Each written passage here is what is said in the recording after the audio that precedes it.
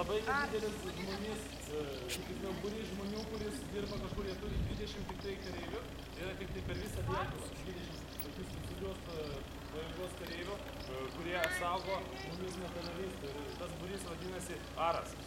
Kai per žaidimuose, žinote, gelto būrys visokie būna, ne? Jūrų ruoniai visokie, tai mes lietuviai turime Arą.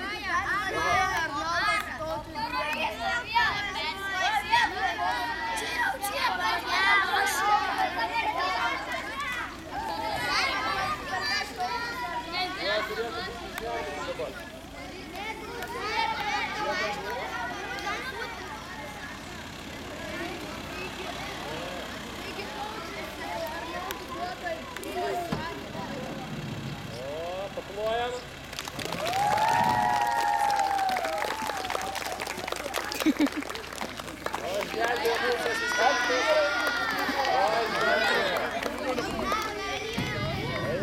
Pažįstat vaikučiai šitą?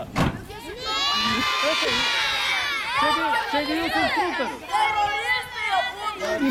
Čia instruktorius. Teroristus nesišvežė į policiją.